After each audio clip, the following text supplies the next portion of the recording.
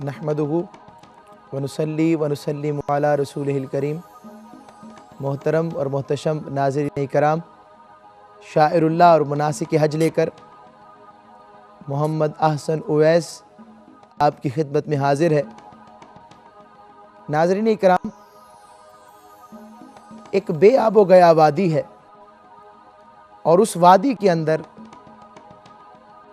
एक शख्स अपनी बीबी को और एक नौनिहाल बच्चे को छोड़ आता है और चंद दिनों का नान नुफ्का खाने पीने का सामान भी साथ रख देता है। ज़ौजा मोहतरमा पूछती हैं, ऐ मेरे सरताज, मुझे ये तो बताइए, हमें किसकी आसरे पर यहाँ छोड़कर जा रहे हैं? इसी दौरान वो शख्सियत गोया होती है, मेरी ज़ौजा, उसी के भरोसे पर तुम्हें यहाँ छोड़कर जा रहा हूँ जिसके हुक्म पर तुम्हें यहाँ लाया हूँ। और ख़ुद चले जाते हैं। अब वो खातून चंद दिन तो उस बेआबो गया वादी के अंदर, जहाँ पर टीले हैं, सहरा है, गर्मी है, प्यास है, चंद दिन तो उसी नान नुफ्के के साथ गुजारा करती है। मगर चंद दिनों बाद वो खाने पीने का सामान ख़त्म हो जाता है। सामान ख़त्म होता है तो इंसान अपनी भूख तो बर्दाश्त कर सकता है, मगर अपने बच्चे और औलाद की भूख और प्यास को किसी सूरत बर्दाश्त नहीं कर सकता। वो नौनिहाल बच्चा प्यास की शिद्दत से तड़पने लग पड़ता है, बिलखता है, रोता है, तड़पता है। माँ की ममता मजबूर हो जाती है, तड़प जाती है अपने यूं नौज़ायदा बच्चे का यूं तड़पना, जिसे रब की बारगाह से दुआएं कर कर के मांगा था। और बच्चे को एक पथरीली जगह पर लेटाती है और वहां से चक्कर लगाती हुई एक पहाड़ी पर जाती है। पहाड़ी पर एक चक्कर लगाकर दूसरी पहाड़ी तक आती है और एक खास मुकाम पर आकर रुकती है और देखती है कि कहीं मेरा बच्चा लेटा हुआ है, कोई नुकसान तो नहीं पहुंचा रहा, कोई मूजी जानवर तो करीब नहीं आ गया। फिर दूसरे चक्कर के लिए पानी की तलाश के अंदर चक्कर लगाती हैं, तीसरा, चौथा, हत्ता कि 7 चक्कर मुकम्मल हो जाते हैं। इस सारे अमल के दौरान अल्लाह से दुआ गो तो हैं, मगर बज़ाहिर कोई कलेमा जुबान से नहीं निकल रहा, कोई रुकू नहीं हो रहा, कोई सजदा नहीं हो रहा, कोई क़याम नहीं हो रहा, कोई तकबीर बुलंद नहीं हो रही।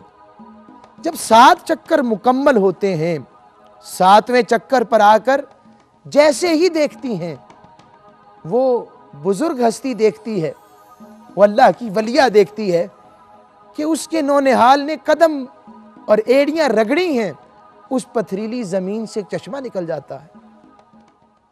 और वो पत्थर जिस पर वो चक्कर लगाती हैं, और ये हस्तियां कौन है?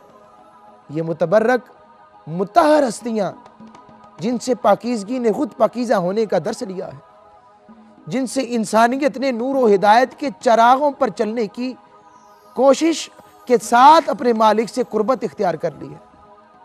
ये हस्तियां खलीलुल्लाह अलैहिस्सलाम, सैयदना इब्राहीम अलैहिस्सलाम का खानवादा है, और वो बीबी सैयदा इब्राहीम अलैहिस्सलाम की ज़ौजा मोहतरमा अल्लाह की वलिया हज़रत हाजरा सलामुल्लाह अलैहा है। और वो नौनिहाल जो कि पानी की प्यास से तड़प रहा है, वो ज़बीहुल्लाह हज़रत इस्माईल अलैहिस्सलाम है। और वो पहाड़ियाँ जिन पर हज़रत बीबी हाजरा सलामुल्लाह अलैहा ने चक्कर लगाए हैं, वो पहाड़ियाँ अब आम ना रहीं। कुरान मजीद फुरकान हमीद सूरह बकरा के अंदर इन पहाड़ियों की ज़िमन में बात करते हुए कहता है, इन्न सफ़ा वल मरवता मिन शाइरिल्लाह। सूरह अल बकरा कुरान मजीद का दूसरा सूरा और उसकी आयत नंबर 158। कि बेशक सफ़ा और मरवा अल्लाह की निशानियों में से हैं। अब सोचने और देखने की बात यह है कि शाइरुल्लाह क्या होते हैं। तो आइए इस जानिब आने से पहले इस बात की वजाहत हमारे लिए निहायत अहम है कि शायर कहते किसको हैं। शायर शईरा से निकला है और शईरा की जमा शायर, इसका मतलब होता है निशानी, अलामत। और इसके कायम मुकाम एक और लफ्ज़ आया है कुरान के अंदर जिसको आयत कहते हैं, उसका माना भी यही अलामत और निशानी के होते हैं। इस तरीक़ेकार से अब हम ज़रा देखते हैं कि ये शाइरुल्लाह की हकीकत क्या है, अल्लाह की निशानी। और ये अल्लाह की निशानी बनते कैसे हैं, चीज़ ख़ास कैसे हो जाती है।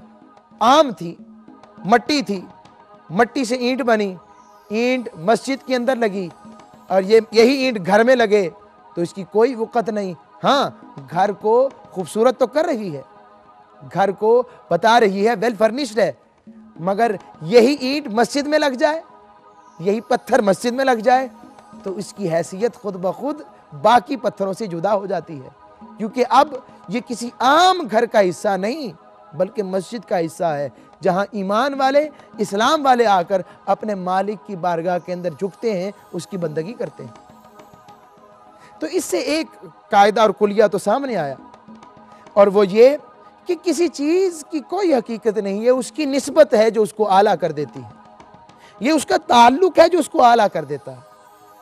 और इस बात को समझते हैं कि इंसान खुद कुछ नहीं था, एक मिट्टी से बना हुआ इंसान, पुतला, कुछ नहीं था, मगर जब अल्लाह ने इसे अपना खलीफा चुना और तख्लीक की निस्बत अल्लाह की जानिब हुई तो इंसान अहसन तक़वीम पर फाइज होकर अशरफुल मखलूकात बन गया।